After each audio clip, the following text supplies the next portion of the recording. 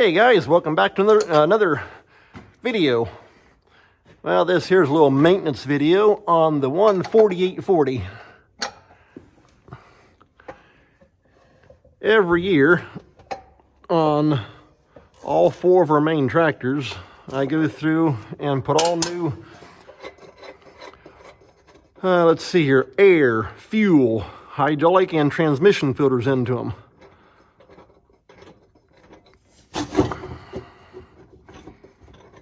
And the engine, I run that can vary whenever I do it, because on that I run 200 hours between oil changes.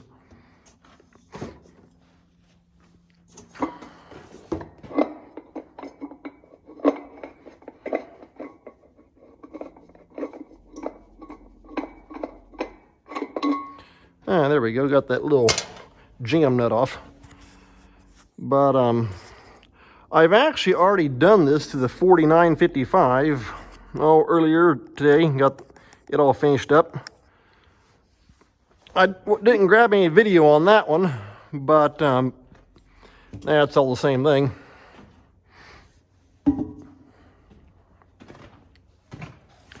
fact, I had one of my subscribers ask me here a couple days ago, how many hours our John Deeres have.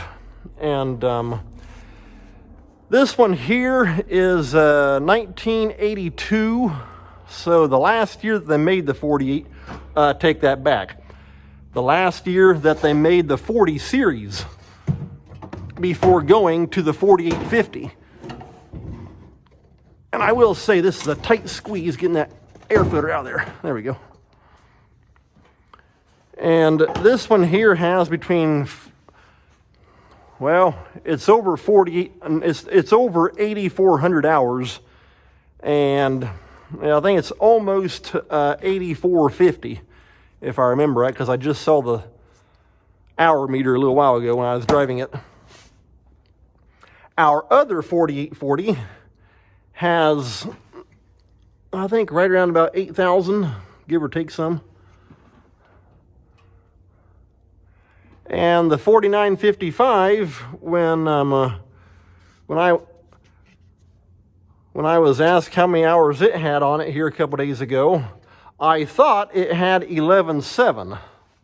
Well, take that back, almost 11.7. When I did the oil change today, I found out it's got almost 11.8. And so it's got some hours on it. Had to run and grab my crescent wrench here. But yeah, like I say, so they're all higher houred. In fact, well, I know I've talked about before, this 4840 we got in 2007 off of a neighbor of ours. And at the end of 2020, a friend of my dad's had a 4840, and he had retired at the end of 2017. And so at the end of 2020, we bought that a second 4840, and that one is a 1978, which is the first year for the 40 series.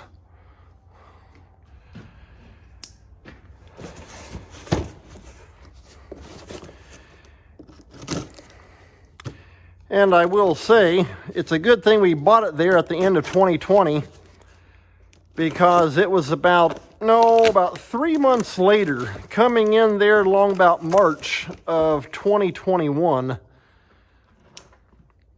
is when used equipment prices literally begin to skyrocket. And so far, even now, they've not backed off. In fact, for what we bought that second 4840 for, there at the end of 2020, we could turn around and sell for probably just a little bit more than double now. But at that time, that's what the market price was, and so that's what we gave him. It's about like grain markets. You have no idea if the market's going to go up or down in 3 to 4 months' time.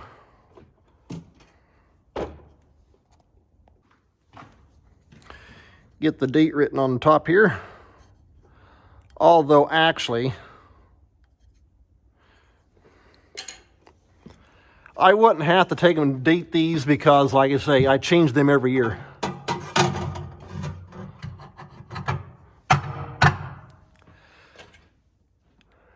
Someday I'd like to get a John Deere 8400, which that was the first of the 8000 series that John Deere came out with after they ended production of the 60 series, and that would be the 4560, 4760, and 4960.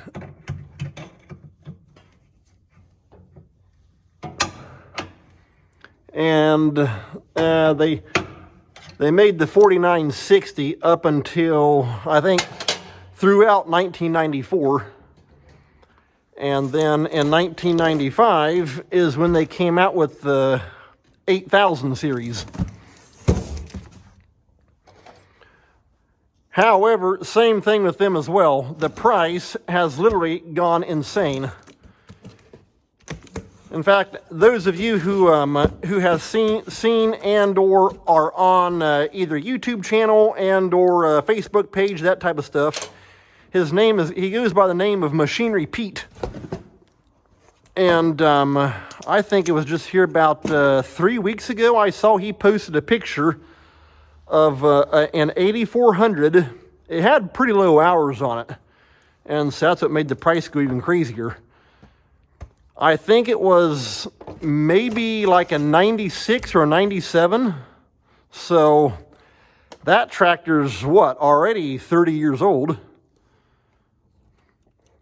Well, over 30 years, I guess. But, well, I'll take that back. Almost 30 years. Get my numbers mixed up. Anyway, and if I remember right, it had like right around 3,500 to 4,000 hours approximately. And if I remember right, that thing went for, I think it was right around 120,000. That's crazy.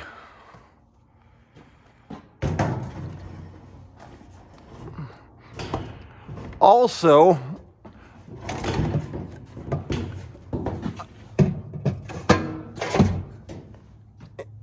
what he has said, one of the big factors driving the price up on used machinery is, well, I mean, commodity prices are up, but another thing is 80s, 90s, and early 2000s models, you don't have all that emissions crap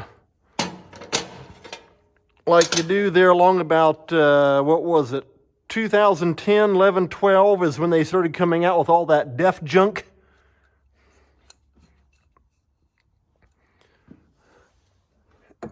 And so,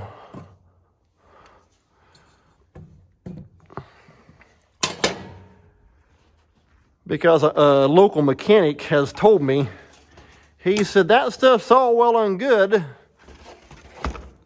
when the tractor's new, but after you start getting higher hours, some age on it, that kind of stuff, that's when you begin to have a lot of problems with it. Especially all those big filters, like the big particle filter and that kind of stuff. You can only burn that out so many times. And so, if you got that junk, best thing to do is, if there's no warranty on it and that kind of thing, catch with somebody and have all that crap stripped off of it. Done deal. Your horsepower will go up, the performance will go up, and the fuel consumption will go down. Because you're not choking that engine down.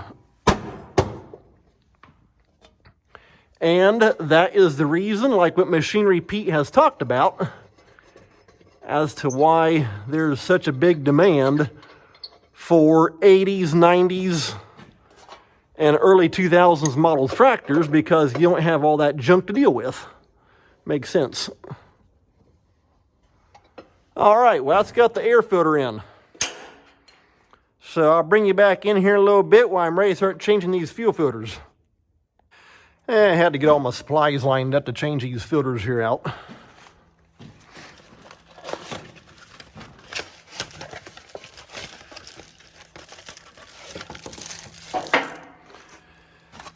In fact, the filters right there last year, in fact, actually on all three of our John Deeres. Normally I'm able to get all of our filters through Napa, because every spring and every fall they have a big filter and tool sale.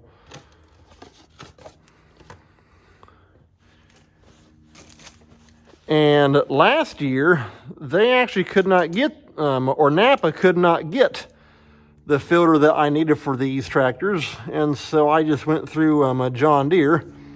And of course, typical Deere, they're proud of their prices. They're a good bit more expensive. It's got a clip on there. You got to pop off. There we go.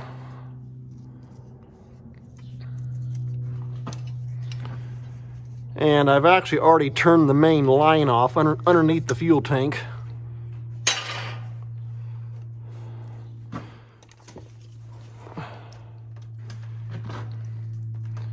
And got a little bit of petro dripping.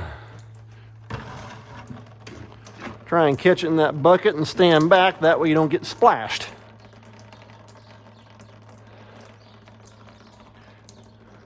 I'll grab a can of ether and clean that up though once I get all done.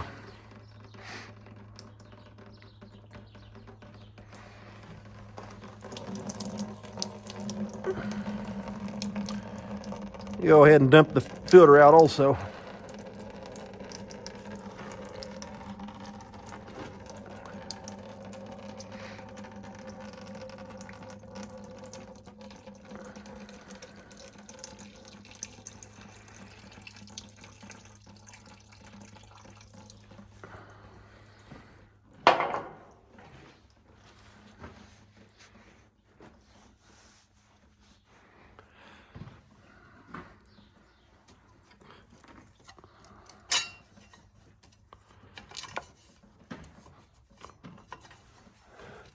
Now, technically, I've probably changed the filters a little too often, but the way we look at it, it's cheap preventive maintenance.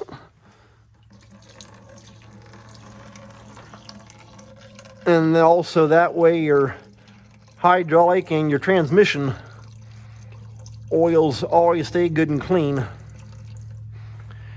Now on this tractor, because I actually used this one here when I picked up that case disc and those two crumbers that I've shown.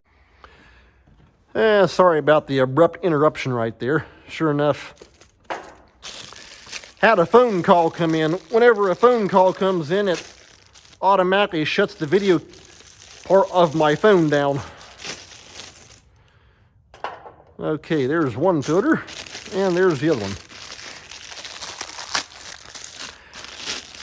Now on the 49, both 4840s are the same when it comes to fuel filters. You got your two fuel filters, and then you also have a little sediment bowl right there, little sediment glass deal, and I'll take that off and clean it out. On the 40, in fact, I don't know if they might have actually started doing it. They might have done it on the 50 series. I'm not sure, but on the 4955, instead of a sediment bowl and that kind of stuff, it just has like a little round silver, some places call it like an inline strainer almost, and it is replaceable. You just simply take the old one out, put a new one in, done deal. In fact, our case sprayer has the same setup also. It's got a strainer in the line. Okay, there's that one. And here's this one.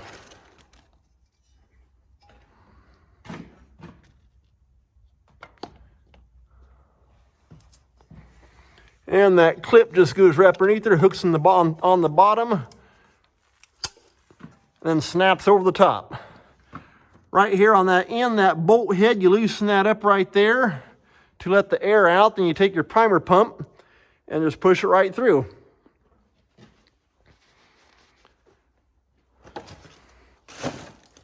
Okay, I need to grab a pair of pliers to take that little spin nut off the bottom. All right, I got my pliers.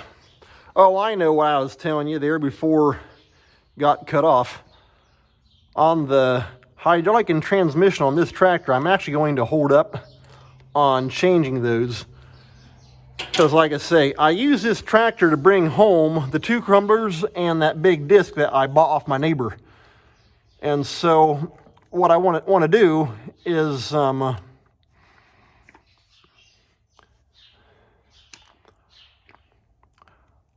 on the 1 crumbler that I went through and I put all new bearings in all the baskets, and I've posted some videos of that here a while back, so you can check those out as well.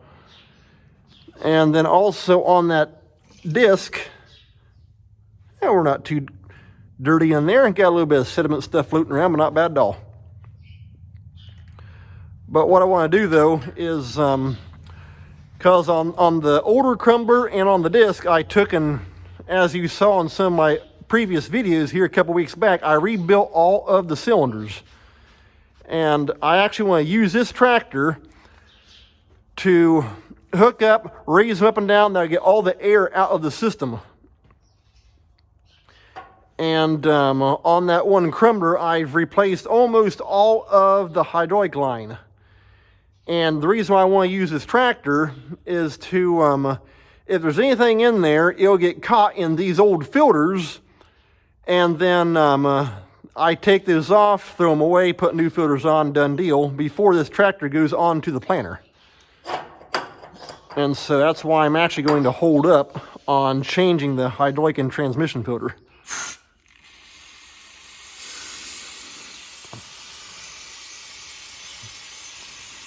Wow, that's cold on the fingers. I will say one thing, if you want something that will clean diesel fuel and oil up, grab a can of ether. It'll do it. And freeze your fingers in the process. And you got this handy dandy little screen. And you can see it's got a, ouch, man, that's cold. You can see it's got a little bit of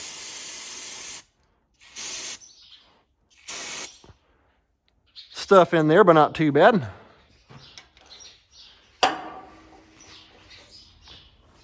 And now I can hardly feel my fingers, they're numb. Kind of like on the movie Dumb and Dumber.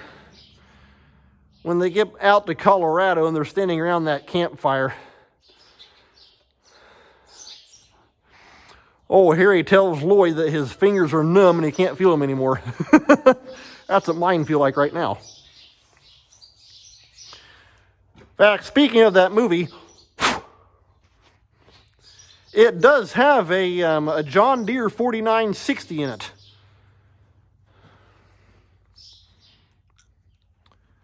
And I've often wondered what kind of tractor that was.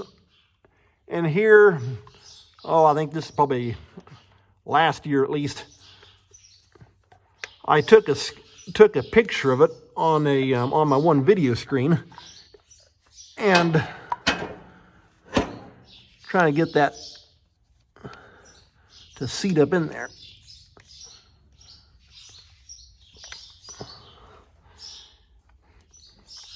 Anyway, like I said, I took a picture of that tractor in that movie, and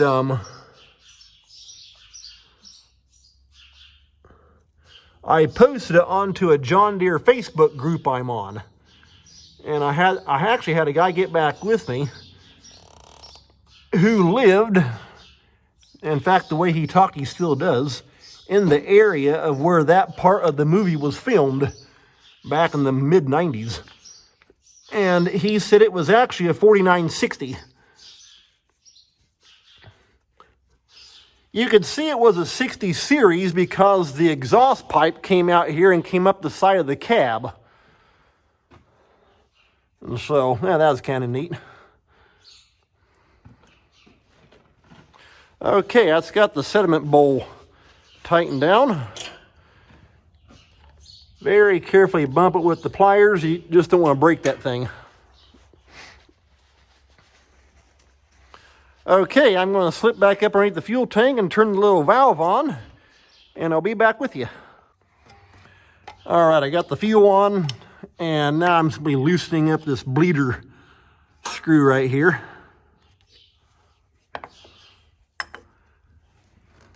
And what that does, it allows me to run that little manual lift pump and push the fuel through along with the air.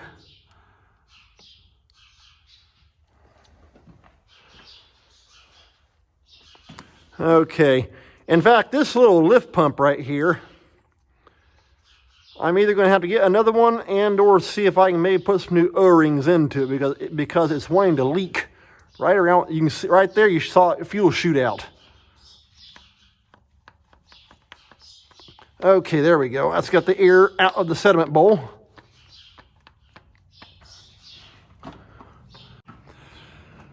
All right, well, I figured no sense sitting here showing you the whole entire time pumping up and down that thing to get all the air out. But you can see right there, you see a little bit of an air bubble going around. I got it pumped up and fuel's coming out of that bleeder, so I turned that back off. So what I like to do is once I have that bleeder turned down, I can feel it right now, is go ahead and keep pumping on this, and what that will do is it'll push it right on through and through the return of the pump back in the tank.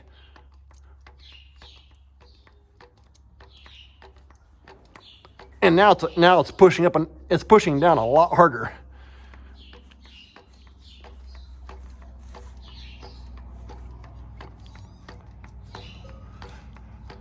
Okay, you probably can't hear that on camera, but right now I can hear fuel going back into the top of the tank because I'm shoving it through the return. And that's what I want. That just pushes all the air through. Okay, and take and turn that little plunger knob down. It should screw down that little housing.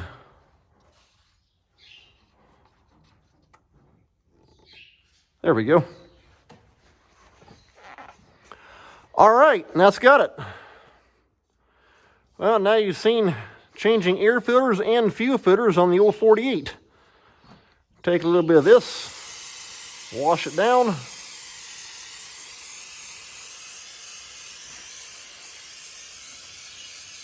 And like I say, I'm either going to take that apart or see if I can get another little plunger pump to take and stop that from leaking.